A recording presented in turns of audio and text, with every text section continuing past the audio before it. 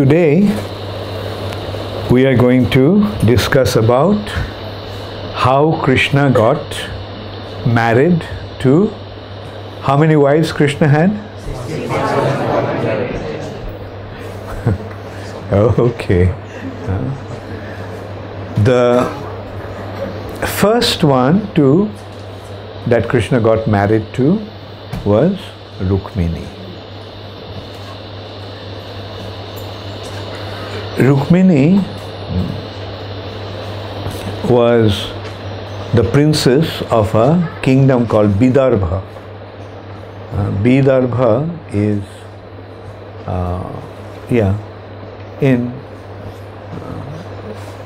towards the central India, and she was the daughter of the king. She had a brother whose name was Rukmi. He was a follower of Jarasandha. Like Jarasandha was a very powerful king, and he was Jarasandha's follower. So a demon's follower becomes a demon. So Rukmi was opposed to Krishna. And in that side there were many such individuals. Like all the demons sided together. Shishupal, Dantavakra, Shalva, etc. And so Rukmi wanted Rukmini, his sister, to get married to Shishupal. Whereas his father actually wanted Rukmini to get married to Krishna. Generally, the fathers become worried about the daughter's marriage. So once Narad Muni came to their palace, and so her father asked Narad Muni, "See, my daughter has come of marriageable age. So can you please tell me who is a suitable husband, suitable match for her? My daughter is endowed with all good qualities. She is extremely beautiful. She is endowed with so many wonderful qualities. Therefore, she should be given to an appropriate person." The matchmaking is done that way. According to qualification, they actually made the arrangement. Now, the father wanted, and then Narad Muni told him about Krishna. How Krishna is endowed with all good qualities. He is extremely powerful. He is extremely good looking. He is extremely wise. And in this way, he started to glorify Krishna. And just by hearing about Krishna, Rukmini fell in love with him. And she felt that if at all I have to get married, this is the one that I will get married to. Besides him, I'm not going to accept anything. So this is how we can see that just by hearing about Krishna, one can fall in love with Krishna. Like sometimes people say, "Oh, I haven't seen Krishna, therefore I don't know Krishna." No. Seeing Krishna is not so important. What really matters is appreciating Krishna. Like for example, Duryodhana was seeing Krishna. Like many of these demons, they saw Krishna. But did they fall in love with Krishna? No. So it needs proper mentality and proper attitude to develop love for Krishna.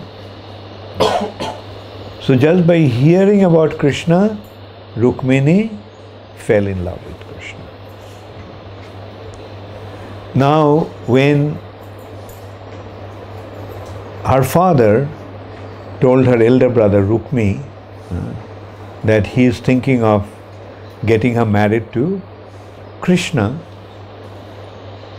Rukmi became extremely angry. He said, Krishna, he is, nobody knows what his caste is. Some say he is a Kshatriya, some say he is a Vaishya.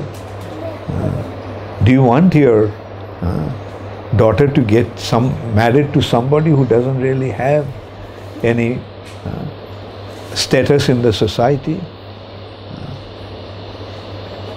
And the father was really not strong enough to oppose Rukmi. And when Rukmi proposed that Rukmini should get married to Shishupal, he could not protest. And Rukmi gave reasons. See, what an illustrious family. The king of Chedi, the son of the king of Chedi. And he is so powerful, he is so handsome, he is so, started to glorify. The father was not really bold enough to oppose, although he didn't like the idea. He also appreciated Krishna, he loved Krishna. No matter whatever his son was presenting, he wanted her to get married to Krishna. Because he could see that Krishna is endowed with all good qualities. Whereas the Shishupal, he is so arrogant. He may be coming from a big family, but he is arrogant, he is deceitful, he is conceited, he is not noble in his behavior, he is demoniac. So, but he could not protest because he was afraid, like Kamsa imprisoned his father. So he was afraid that if he went against Rukmi, then Rukmi also may do something like that, put him in prison, put him behind bars. But at the heart of his heart he was expecting, I wish she could get married to Krishna. And when Rukmini got to know that the arrangement is being made that she should get married to Shishupal, she had only 2 more days. Within 2 days the marriage ceremony was to be conducted with Shishupal. The message was sent, please come and take my sister as your wife. And Shishupal came. And they also had the fear that Krishna may come and steal her. So they had that fear. So they gathered all the strength. Jarasandha, Dantavakra and all those other powerful kings also came just to give him the support. In the meantime, Rukmini sent a Brahmana to Dwarka with a letter to Krishna. And the sum and substance of the letter was, I have fallen in love with you and I don't want to marry anybody else. My brother is trying to get me married to Shishupal. I would rather die than get married to anyone other than you. So please rescue me. And she even gave the suggestion that on the day of the wedding, I will go to the temple of the Devi. So when I come out of the Devi temple, then you kidnap me.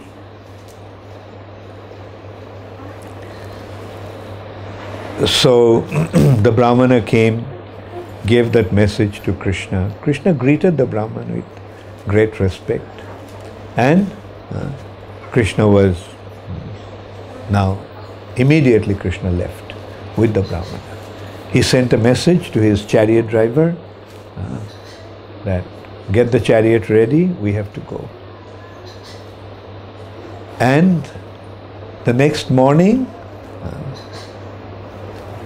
Krishna arrived there. Krishna didn't go straight to the palace, but the Brahmana, and in the meantime Rukmini was waiting. What would happen now? She was in acute anxiety. Will Krishna accept me? Will Krishna come to rescue me and claim me? And then she saw this Brahmana was coming. And just by looking at his face, she could make out that he is bringing a good news. So she was very excited. So the Brahmana came and gave him the good news that Krishna is there, Krishna is coming, so Krishna will come and claim him. So then Krishna came. All the others, so Rukmini went to the temple of the Devi, Durga temple. She worshipped Durga, and as she was coming out, Krishna just picked her up on a chariot and drove. In the meantime, Balaram got the news that Krishna left alone. So Balaram was in anxiety.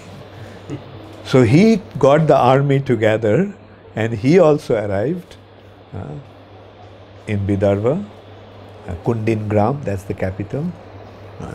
And so when there's all other kings with their entire entourage and army attacked, Balaram faced them. And Balaram defeated them. So Shishupal in a miserable condition.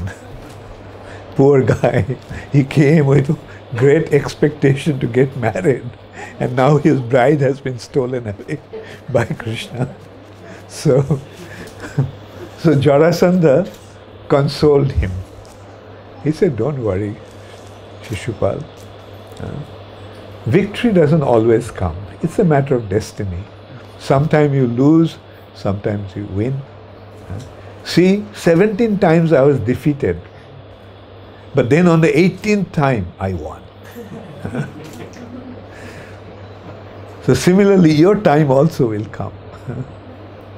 So this is how Shishupal was consoled by Jarasandha. And they all went back to their respective places, totally humiliated and totally disappointed. Now Rukmi became very, very upset that Krishna stole Rukmini. So Rukmi got his army ready, and he took a vow that I will kill Krishna, rescue my sister and bring her back here. And if I don't do that, if I don't succeed in doing that, then I'll give up my life. No, I will not come back to Kundin-gram again. So then Rukmi then attacked Krishna. He caught up with Krishna and he attacked Krishna. And a terrible fight ensued. Krishna alone wiped out Rukmi's whole army. He went there with one Akshohini soldiers. But Krishna alone wiped out. What is one Akshohini? He wiped out 23 Akshohinis of Jarasandha 17 times. For Krishna it is a child's play. And so then Krishna caught Rukmi and tied him up on the pole of the chariot. So at that time, Rukmini fell at his feet, that please don't kill my brother. After all, he's my brother. So Krishna said, okay, I won't kill him, but I'll shave him up. Because shaving up means equal to killing. I could have killed him, but I didn't kill him. If I can shave his head, I could have chopped his head off also. So then Balaram came and saw Rukmi in that condition. Balaram became quite upset with Krishna. Krishna, after all, he's your brother-in-law. You can't treat him like this. And this is how Balaram chastised Krishna and told him, let him go. After all, he's your relative. Now you can't, you have to accept that he is your brother-in-law. So Krishna then let Rukmi go in that condition. Rukmi was so humiliated. For a Kshatriya, this kind of treatment is worse than death. So then Rukmi did not go back to Kundingram. He created his own city there and he started to live there. Then Krishna took Rukmini to Dwarka, and with great pomp and grandeur, Krishna's wedding was performed. Now one day, some people came to the assembly and said, Ugrasen's assembly, king's assembly, and said, Suryadev has come, Suryadev has come. So they inquired, said that there is a personality so brilliant. So it must be Suryadev, like radiating light. But actually this was Satrajit, King Satrajit. Satrajit was a worshipper of Surya, sun. And being pleased with Satrajit, sun god gave him a jewel called Samantaka jewel. And Samantaka jewel was so brilliant that because Satrajit was carrying it, it seemed that he became brilliant as the sun. So he came to the court of King Ugrasen, and Krishna indirectly told him that the best of the things should be given to the king. So Ugrasen is the king, so offered this jewel to him. But Satrajit was so attached to the jewel that he did not pay any heed to that suggestion.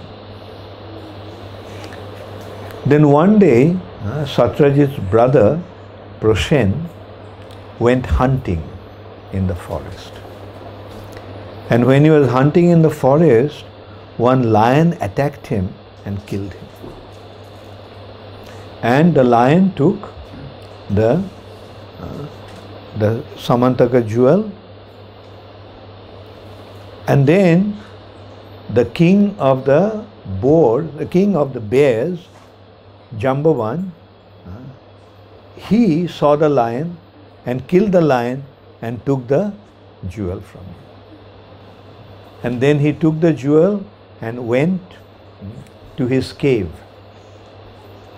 and he gave this jewel to his son to play with. So when Proshen didn't come back, then Satrajit thought that Krishna, because Krishna wanted that jewel, maybe Krishna killed Proshen and took the jewel from him. So he started to spread that news, wrong information, that Krishna, due to the greed of this jewel, had killed his brother Prushan and took away the jewel. So Krishna wanted to free himself from this ill repute. So Krishna said, okay, I will get the jewel back. So Krishna then went and he found that Prushan was dead. Then he went further, he saw the lion was dead. So he could understand that this lion killed Prushan. Then somebody killed the lion. Then he followed the steps and he came to a cave. And he went into the cave and he told his followers, the associates, those who were following him, the soldiers, that I am going there. So wait for me for 12 days. And if I don't come back, then you consider that I am dead. So saying that Krishna, actually Krishna went inside and they were posted outside to guard the gate. And there Krishna went and saw that this child is playing with that jewel. So Krishna took that jewel, Samantakamani, and the child started to cry. So Father Jambavan came and he was surprised to see that a human being there in his cave. So he challenged him. He first told him that you get out of here. Why did you intrude? Why are you trespassing my territory? Krishna said, look, I came to get this jewel. So your child is playing with that one, so I thought I'll take it. So he said, no, you can't take that jewel. Then Krishna refused to give it back to him, and so Jambavan attacked him. And for 27 days they fought continuously. And Jambavan couldn't defeat him. Jambavan was surprised, who is so powerful that he could fight with him for 27 days. Then on the 27th day, Jambavan was offering some moss. He couldn't find any flower. On the water there, he found some moss. So he offered that moss to Lord Ramchandra, his worship of the Lord. And then after that, when he came back to fight, he found that the moss was at the feet of Krishna. So he realized, oh, this is my Lord and Master. The worship that I offered to him went to him. So he fell at his feet and begged forgiveness that, my Lord, I failed to recognize you. And Jambavan not only gave the jewel to Krishna, but he was feeling so guilty that he decided to offer his daughter, a very beautiful girl, Jambavati, to Krishna as his wife. So this is how Krishna got married to Jambavati. Krishna came back to, and then Krishna called Satyajit and said that, look, here is your gem, Samantaka jewel. Unnecessarily, you are spreading some rumors against me, about me, that I have stolen your Samantaka jewel. Then Satyajit felt so guilty that he decided to give his daughter Satyabhama in marriage to Krishna. So this is how Krishna got married to Satyabhama. Then Krishna went to visit the Pandavas. Krishna stayed with the Pandavas for some time, and one day they went, Krishna and Arjun went out on a chariot, and they came to the bank of the Jamuna, and they were just sitting there. And at that time they saw an extremely beautiful girl on the river bank. So Krishna told Arjun, Arjun, go and find out who this girl is. So Arjun went and asked, please tell me, who are you? Oh beautiful one, who are you? So she said that I am the daughter of sun god Suryadev. My name is Kalindi, and I wanted to have the Supreme Personality of Godhead as my husband. And that's why I am performing austerities here. Underneath this river, my father built a palace. So I reside there, performing austerities to get the Lord as my husband. So Arjun then went and reported to Krishna that this lady is performing austerities in order to get the Supreme Personality of Godhead as her husband. Krishna said, oh, is it so? Okay. Saying that, Krishna went to her and said, your desire has been fulfilled. And she also could recognize that he is the Supreme Personality of Godhead. So in this way, Krishna got married to Kalindi. So how many wives? 4. Okay. Thanks for reminding me.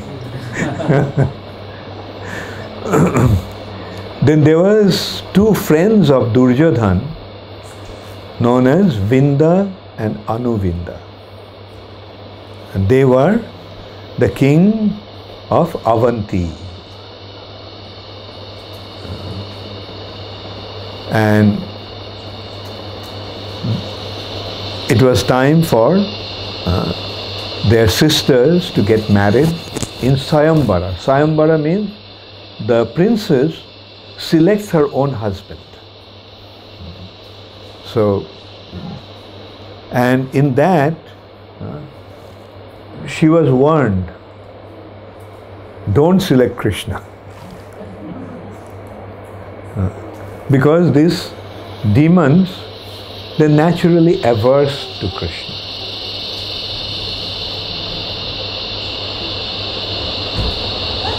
Still, they're naturally averse to Krishna. But although she was told not to, but she actually accepted Krishna as a husband. She accepted Krishna as a husband. And she was praying that, oh, I wish I could be married to Krishna. I don't want to get married. I don't want to accept anyone else as my husband. Now when somebody wants Krishna, then what Krishna does? Is Krishna situated in everyone's heart? Does Krishna know the desire of everyone? If somebody wants to surrender to Krishna, then what will Krishna do? Krishna will come to her rescue. So Krishna came and Krishna kidnapped Mitravinda. And all the kings, they were there, they attacked, but Krishna defeated them all. This is a Kshatriya custom. When somebody takes one princess as a victory trophy in such marriage ceremony, then others, the other competent princes and kings, they try to stop him. And in that battle, Krishna defeated all of them. This is how Krishna got married to Mitravinda. So the fifth wife, right? Am I correct in my counting? Then there was a king who had a beautiful daughter. Her name was Satya. And the name of the king was Nagnajit in the province of Koshal. So Nagnajit made a condition, knowing that her daughter was a special one, very special girl. So he made arrangement that she should be married, she should be given in marriage to a qualified match. And thinking that, he made a condition that there were 7 completely untamable bulls. And his condition was that if anyone can defeat these bulls, put ropes around his nose, around their nose, and tame them, only to that suitor he will offer his daughter. So one day Krishna came to his palace, and King Nagnajit treated him very nicely and offered worship. He knew that Krishna is Narayan, so he worshipped him. And then finally Krishna told him, look, I would like to marry your daughter. So King Nagnajit said, that's a very good news for me. But I made a condition that anyone who would be able to tame these 7 bulls should be offered, my daughter should be offered to him. So Krishna said, fine. So Krishna tightened his dress and went into the arena. Now these bulls were so ferocious that they defeated many other kings and princes before. Many of them were dead, many of them left with broken limbs, and not one, 7 bulls like that. So what did Krishna do? Krishna expanded himself into 7 forms. And very easily he defeated those bulls and put ropes around through their nose. That's how they tame the bull. Because when the nose is, the rope is passed through the nose, they become tame. And he brought those 7 bulls and said, okay, here are the 7 bulls, and where is my bride? So King Nagnajit was very pleased to have Krishna as his son-in-law. But when Krishna was leaving, there is a description what Nagnajit actually gave Krishna. He gave 10,000 cows, 3,000 fully ornamented maidservants, 10,000 chariots, 9,000 elephants, 900,000 horses. So this is how he gave the dowry. Anyway, Krishna was going back to Dwarka. Then all these kings who were defeated, they attacked Krishna. So we can see, in one hand, this is the Kshatriya spirit. They like to fight. And on the other hand, we can see how envious they are. they couldn't win her, but now that Krishna won, now they are trying to stop him. And it has been described that just those bulls broke their limbs. Krishna broke their limbs once again and defeated them and got them out of his way. And then Krishna took Satya to Dwarka and got married to her. Then Krishna got married to another princess. Her name is Bhadra. Another princess who also Krishna won in such a amazing way. Actually, who are these personalities? They all are Krishna's eternal consorts, Lakshmi Devi. And because they are Lakshmis, everybody was attracted to them. And everybody came to claim these princesses as their wives. But eventually, Krishna won them because they are actually meant for Krishna. They are Lakshmi. Lakshmi is meant to be with Narayan. Lakshmi won't go to anyone else.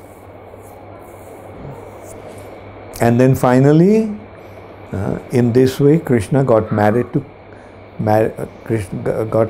to Lakshmana.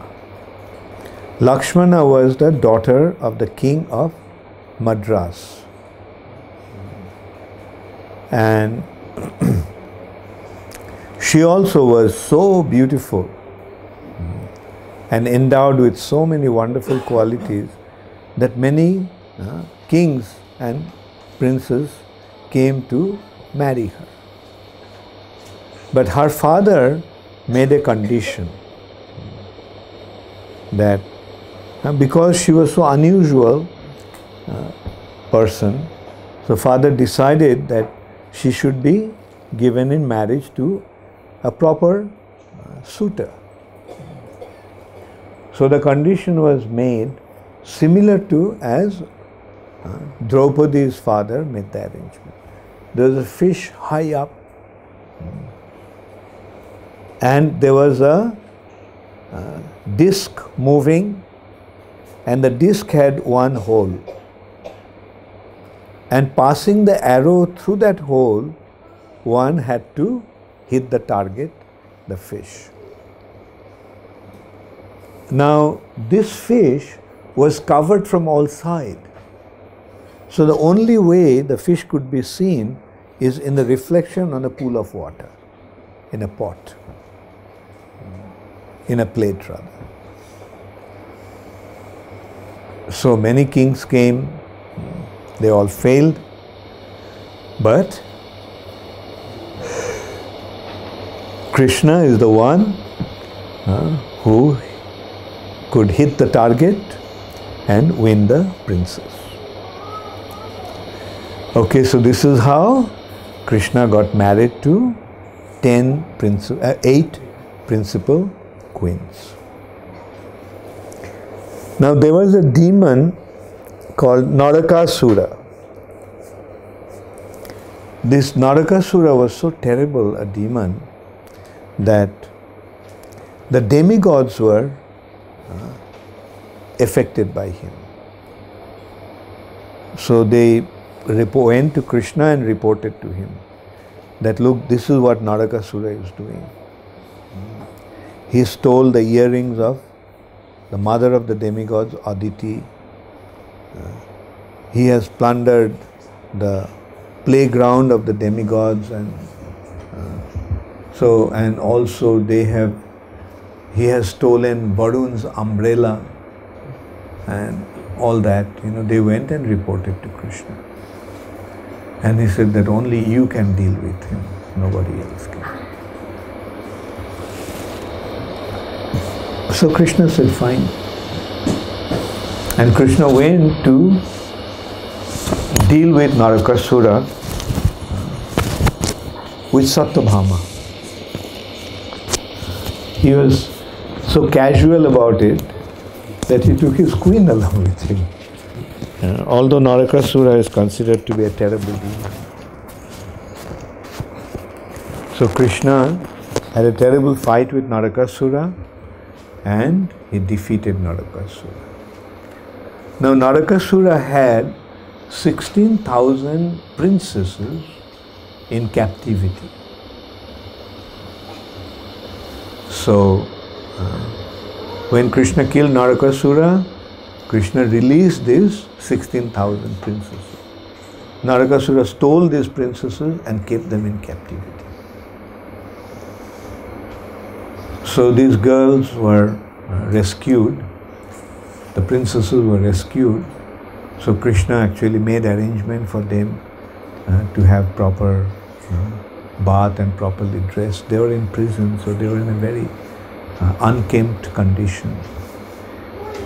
So after that, when they are properly fed and relaxed, so these girls approached Krishna, saying that, look, we had been in the prison of Narakasura, so no one will marry us. So since you rescued us, you marry us also. Krishna said, fine. So this is another example how Krishna reciprocates when somebody approaches Krishna. So if you approach Krishna, will Krishna respond favorably? So are you going to approach Krishna? Yes. So this is how we all must surrender to us. So then Krishna took the 16,000 queens, 16,000 princesses to Dwarka and got married. When Narad Muni got to know that Krishna got married to 16,000 queens, Narad Muni became curious to find out how Krishna is dealing with the 16,000 queens. So Narad Muni came to Dwarka. So Narad Muni went first to Rukmini's palace, and Narad Muni found that for all these 16,108 queens, Krishna has that many palaces. And then Narad Muni found that in each palace, not only Krishna has 16,000 palaces, Krishna expanded himself into that many forms and dealing with each one as if Krishna is only with her. So all the queens were thinking, oh, I am so fortunate, Krishna is always with me. So similarly, we can also consider like that we also can get Krishna as if Krishna is only with me. Therefore, do not hesitate to develop your relationship with Krishna. Don't think that Krishna doesn't have any time for you. Krishna doesn't care for you. Krishna doesn't take notice of you. No. Krishna is situated in your heart in order to give you the opportunity to develop your relationship with him. So Krishna cannot expand only to 16,000 forms. Krishna can expand himself into unlimited forms. And this way, every living entity can have a personal relationship with Krishna. As if, Krishna, you are mine. Yes, Krishna will deal with us in that way, provided we develop our love for him. So, this is how Krishna got married to 16,000 queens. And Krishna expanded himself into 16,000 forms. And in every palace, Krishna would deal with everyone, every single queen, as if Krishna is only with her. And even the people there would see that Krishna is there all the time. But every day Krishna used to go to the Sudharma assembly. So everybody would see that Krishna is leaving. So 16,000 Krishna was leaving to go to Sudharma assembly. But when he came to the near the assembly, all 16,000 became one Krishna, and that Krishna walked into the Sudharma assembly. So this is how Krishna performed his inconceivable pastimes. Gaur Premanande. Does anybody have any question? Ugrasen was king of Mathura. When he became king of Dwarka, I believe. Yeah, because he shifted Mathura to Dwarka. Because Krishna shifted the capital to Dwarka. So Ugrasen also was shifted. Everybody else was shifted from Mathura. So Ugrasen became the king. I have a couple of questions. So you said that Krishna is situated in everyone's heart, and so he will respond based on whatever our desires for however we decide to act upon it. But the way I understand it is the Paramatma is an expansion of Krishna who has only 60 qualities, while the Krishna we want to deal with has 64. So is it possible for the 60 quality Krishna to transform into the one that has 64, or it doesn't matter? Yeah. See, Krishna is situated in the heart in a neutral way, as the super soul. He is not acting. But when a devotee develops his love for Krishna and begins to offer that love to Krishna, then Krishna doesn't stay as super soul. Then he becomes Krishna and reciprocates. Then Krishna displays his all 64 qualities. Okay? At that time he is not, as long as we are averse to Krishna, he is the super soul, inactive witness. But the moment we develop our devotion, loving devotion to Krishna, then he reciprocates and becomes Krishna. Why did Krishna never marry Radha? Why did Krishna never marry Radha? Okay, good question. Radharani, Krishna once proposed to get married to Radharani. I said, no, life will become boring.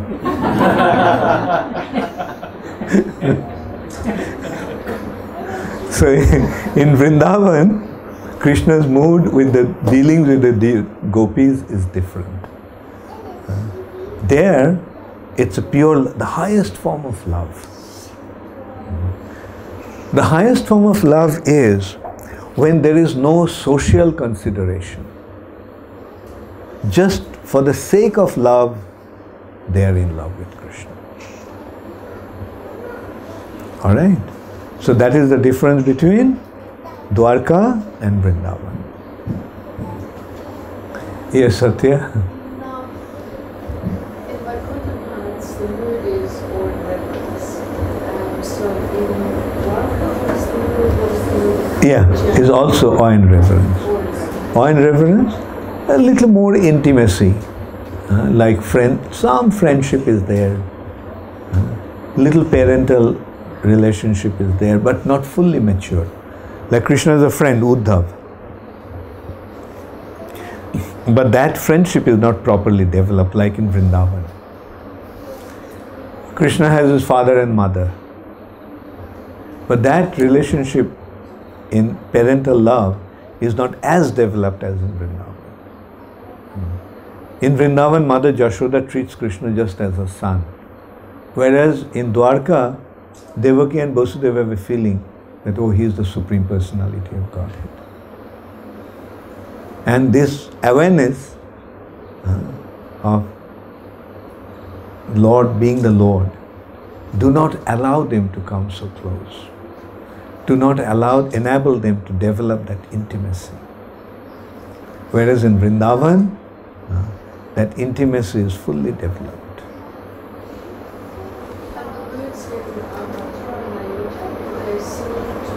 Mathura and Ayodhya. No, Mathura is more intimate. Ayodhya is not so intimate.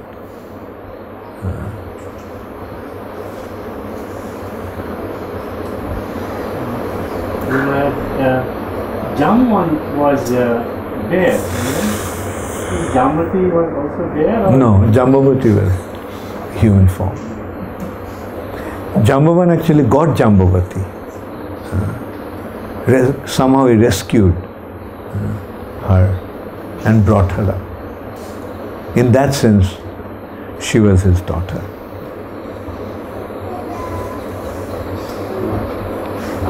We understand that in Vrindavan pastimes, when Krishna killed the demons, by killing the demons, it annihilates the anarthas. Does that same apply in Dwarka when Krishna killed the kings? Yeah. They also, like Shishupal, I'll describe that afterward. Shishupal's soul merged into Krishna's body.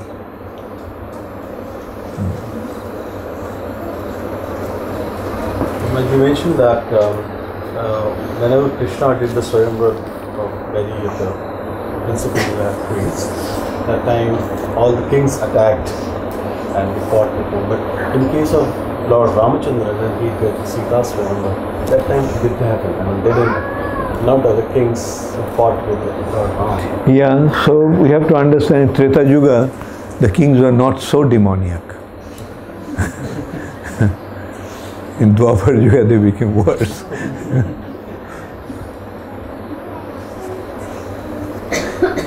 And in Treta Yuga, the kings were not so averse to Krishna. Kings were not demoniac. The demons were demoniac, Rakshasa, Ravana, and his associates. You mentioned that all the queens that married Krishna were expansions of the goddess of fortune, Lakshmi. What about the fathers? What is the position of the fathers that they get to serve Krishna as Narayan and they still can ask him to come? Yeah, due to their good fortune, they got Lakshmi Devi as their daughter. They must have done something in the past that enabled them to get that good fortune.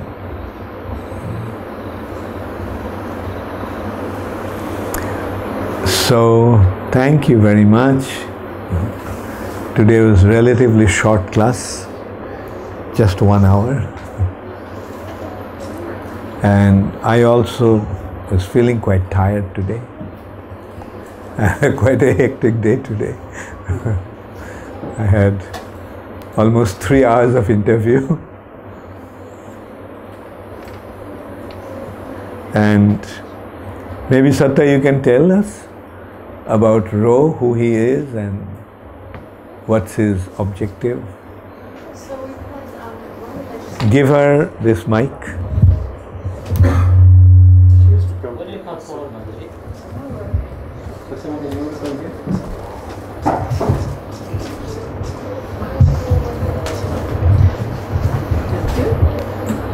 So you've probably seen Ro around the place with his wife Kimberly, who's from Canada, and they've got a little son Arjun. He's a businessman, he's got his own company. His history is he's taken BlackBerry from say 700 million to 2 billion in sort of a record 18 months or something like that. So he's very prominent in the business community. We've been working on, and what I've initially started off calling an ARTA program is in Singapore. Karma, Artha Moksha. And that was inspired when we traveled with Guru Maharaj in Singapore. There was a program with about 100 people in a 5-star hotel where they had a panel of 5 businessmen, very prominent in the community. They were talking on business and ethics. And then Guru Maharaj was the keynote speaker who took it to a different level with the spiritual side of things. So that inspired me, and Sri Prahlad introduced me to Roilesh, and we've been working towards a similar thing like the Arta program. But what it's turned out is it's a little bit more intimate. And so today he came, he's been very excited to meet Guru Maharaj. And they had their interviews. He's interested in 12 principles of happiness and success. Because in the business world, when you are at the top level like that, you're very successful materially, and then you realize it's not enough. There's something else. So all the karma side of things is satisfied. You have the money and the facility, but you realize it's just not enough. So Ro was very keen to meet Guru Maharaj and talk with him about ISKCON, about spiritual life. Ro is a great avid reader of Prabhupada's Bhagavad Gita, as it is, and he is very keen to get the principles of the Bhagavad Gita into the business community. So he's wanting to make a short movie about Guru Maharaj and ISKCON and what ISKCON's greatness is, what Srila Prabhupada's greatness is. And he wants to make it more appealing to the business community and palatable, and make leaders in the business community sort of get Prabhupada's message. So we've just been involved with quite intense shooting today.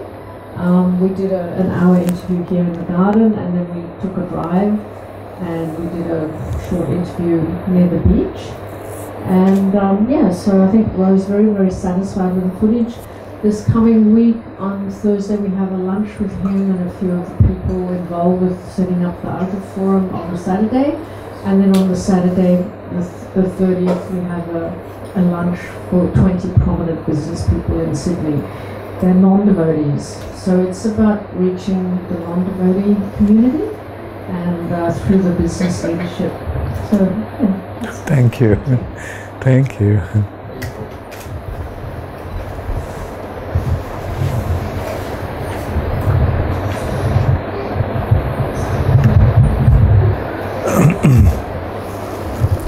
Thank you so much, Satya. I mean, whenever I come, or rather wherever I go, I push for Western preaching. Or you can say local preaching. And I'm very happy to see that you are doing it in a very wonderful way. And actually Ro was telling me that the dinner at his place is it on Thursday? Saturday. So on Saturday at his place, there'll be all Australians, white Australians.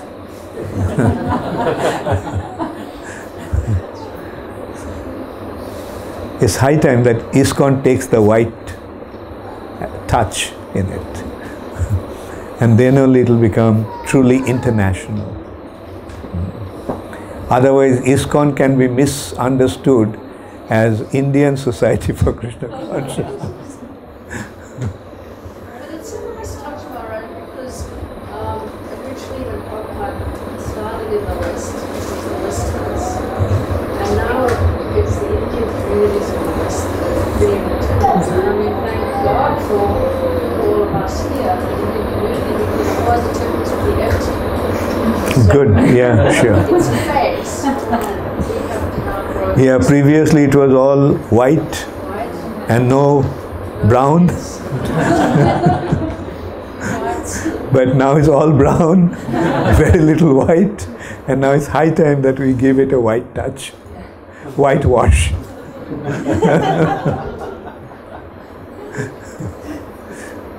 Good, yeah, good, it will happen. Like, you know, if the movement is something like, yeah, in waves. Sometimes it goes up and then it goes down, the other thing goes up. But then it will come to a point, you know, where all will be together. And that is what the future of ISKCON is. It is an international society. It's not only international, it's a universal. Like everybody should be included. And it's non-religious, it's beyond that. Or you can say it's truly religious. What's going on in the name of religion today is, you know, a pathetic situation. The true religion is for all.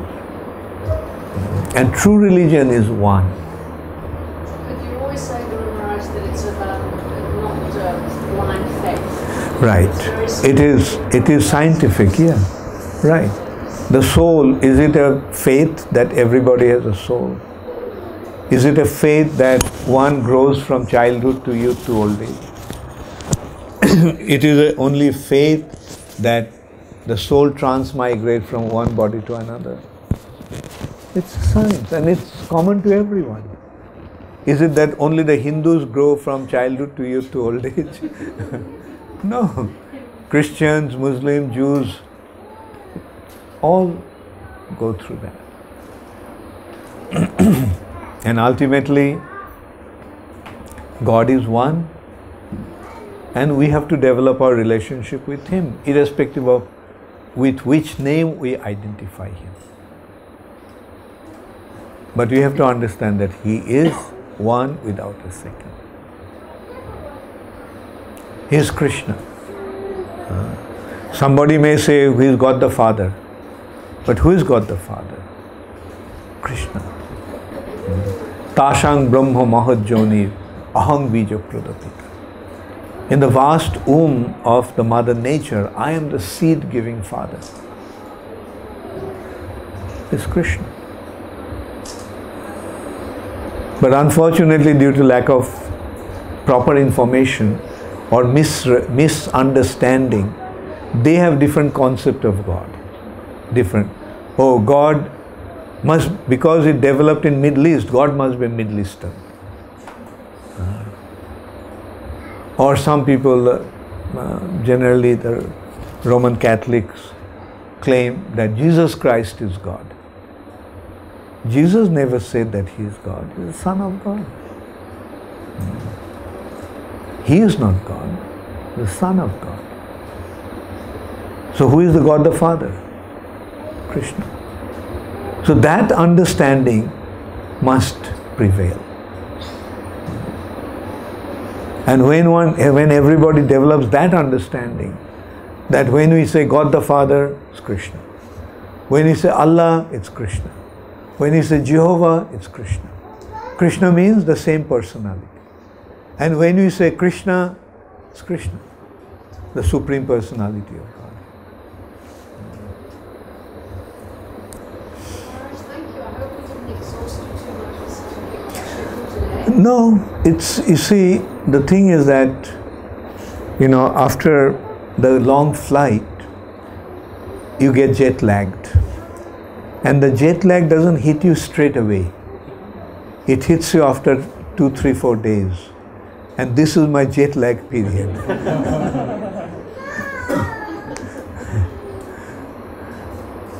Thank you, Hare Krishna. All glories to Srila Prabhupada.